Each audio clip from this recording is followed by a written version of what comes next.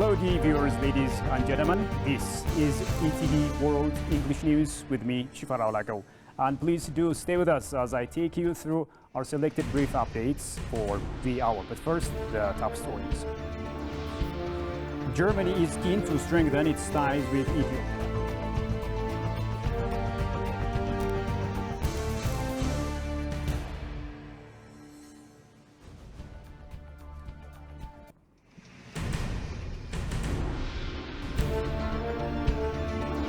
And the UN urges warring parties for an immediate ceasefire in Gaza.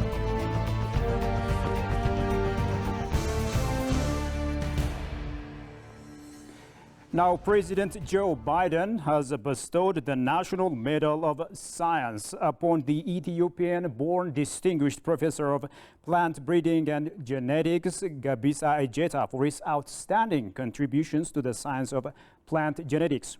By developing sorghum strains that withstand droughts and parasites, Gabisa has improved food security for millions. His advocacy for science, policy, and institutions as key to economic development has lifted the fortunes of farmers and strengthened the souls of nations, the U.S. Embassy in Addis Ababa said.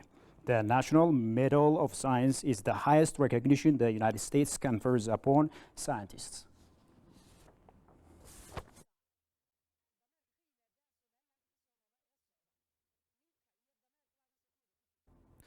The chairperson of the African Union Commission, Moussa Faki Mahamat, has renewed the long-standing AU demand for the immediate and unconditional lifting of sanctions imposed against institutions and individuals of the Republic of Zimbabwe.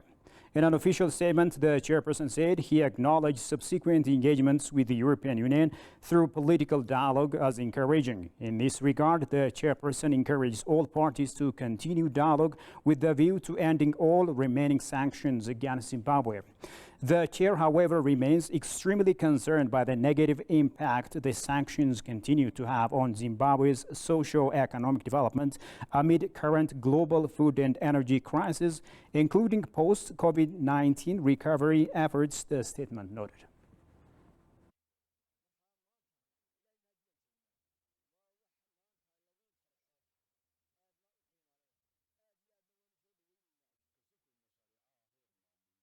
The Ethiopian Agricultural Transformation Institute, ATI, and the MasterCard Foundation have partnered to launch the agriculture-focused dignified employment for youth in Ethiopia, ADE program, to support over 600,000 young people. Addressing the audience at the launching event, Mandefro Neguse, CEO of ATI, said that the program will not only create job opportunities for the youth, but will also empower young women by positively impacting their lives. For his part, the director of MasterCard Foundation Ethiopia, Samuel Yalo, noted that ADE will enable young people to acquire skills and technological knowledge.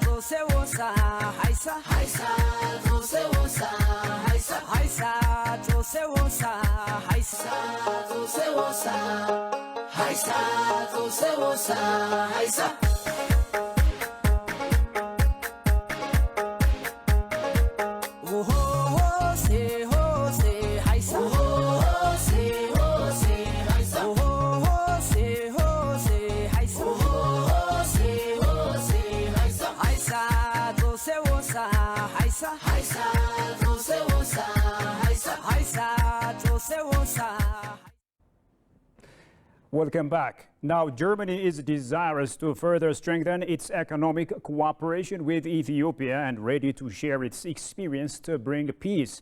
This came in here yesterday when Germany ambassador to Ethiopia made his opening remark on the 33rd German Unity Day, marked in the premises of Germany Embassy in Addis Ababa. Tigster Nisa reports.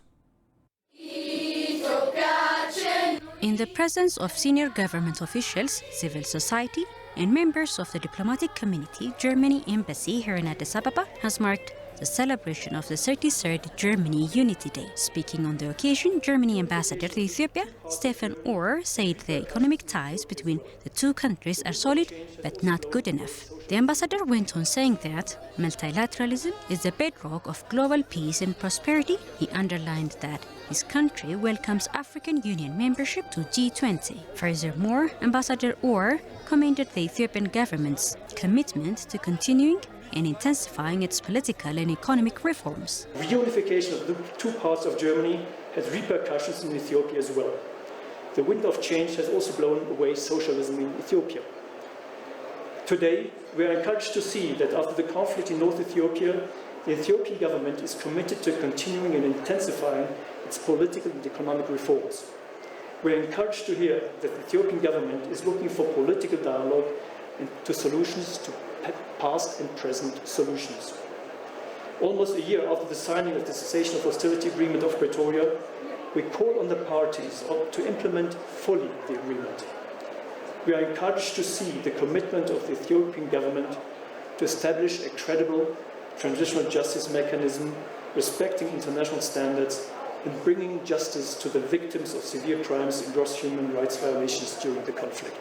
During the occasion, Ethiopian Finance Minister Ahmed Shide congratulated the successful unification and integration of Germany, which managed to build its capacity as a whole.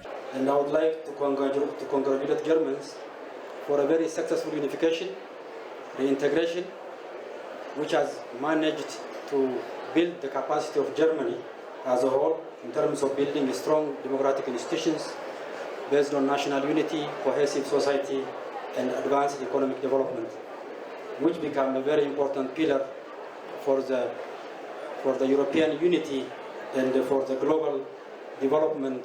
And Germany became a very important player on international affairs in terms of multilateralism and development partnerships. And I would like to congratulate Germany for this very successful transformation of state unity. The minister added that there is a lot to learn from this history, which has been part of global development. Now, adopting agendas and adjusting workable atmosphere helps to adjust basic advantages for African women to realize sustainable development in Africa. The 7th Africa Women Conference kicked off in Addis Ababa. The conference, revolving in every corner of the continent, has started here in the capital. Johannes van Town, who attended the event, has compiled the following story as follows. Africa women, we're not just new, we are now. The 7th Africa Women Conference, which is one of the most significant yearly gatherings that invites professionals, institutions, business groups and individuals to support the advancement, stability and development of African women, kicked off in Addis Ababa. The purpose of this conference is to establish agendas and workable solutions that would enable African political actors to direct the diverse resources that African women have access to towards the continent's sustainable development. This year's edition aims to review the economic, social and political inclusion of women and girls in Africa's development agenda. The conference, I'm persuaded, will provide a platform for dialogue, knowledge sharing, collaboration among various stakeholders to address the challenges and opportunities related to women's empowerment and gender equality/equity.